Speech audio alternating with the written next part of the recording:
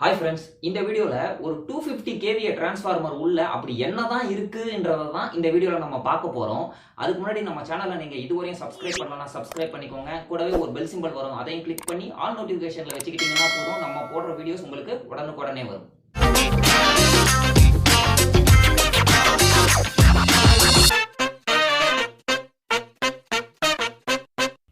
இது ஒரு 11 kV பார் 433 volt இருக்கக்கூடிய ஒரு டிரான்ஸ்ஃபார்மர். இதில் பார்த்தீங்கன்னா இப்போ நீங்கள் பார்க்குறது பார்த்தீங்கன்னா ஒரு லாக் போட்டிருக்காங்க. அது வந்து டேப் சேஞ்சரில் தான் அந்த லாக் போட்டிருக்காங்க. மேலே தெரியறது தான் அந்த டேப் சேஞ்சரு. இந்த டேப் சேஞ்சர் எப்போவுமே வந்து ஹை டென்ஷன் சைடில் தான் கனெக்ட் பண்ணுவாங்க, ஒரு டிரான்ஸ்ஃபார்மரோட ஹை டென்ஷன் சைடு. அதனால தான் பார்த்தீங்கன்னா அந்த ஹை டென்ஷன் சைடோட அந்த வைண்டிங் கேஜ் பார்த்தீங்கன்னா கம்மியாக தான் இருக்கும், ஆனால் நிறைய சுத்துக்கள் இருக்கும்.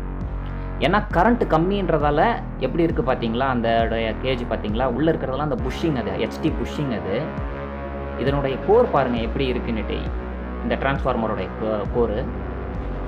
அப்படியே உள்ளே பார்த்தீங்கன்னா லோ டென்ஷன் சைடு இருக்கும், ஒரு டிரான்ஸ்ஃபார்மருடைய லோ டென்ஷன் சைடு. இதில் பார்த்தீங்கன்னா பஸ் யூஸ் பண்ணியிருக்காங்க. ஏன்னா கரண்ட் ஹைன்றதால இங்கே காப்பர் பஸ் யூஸ் பண்ணியிருக்காங்க. இங்கே RYB நியூட்ரல் 4 இருக்குது.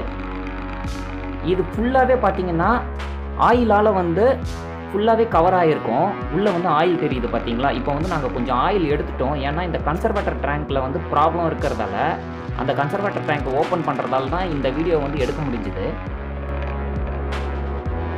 இந்த வீடியோ உங்களுக்கு பிடிச்சிருந்தா லைக் பண்ணுங்கள், முடிஞ்சால் ஷேர் பண்ணுங்கள், நம்ம சேனலை சப்ஸ்கிரைப் பண்ண மறந்துடாதீங்க. ஓகே, பாய்.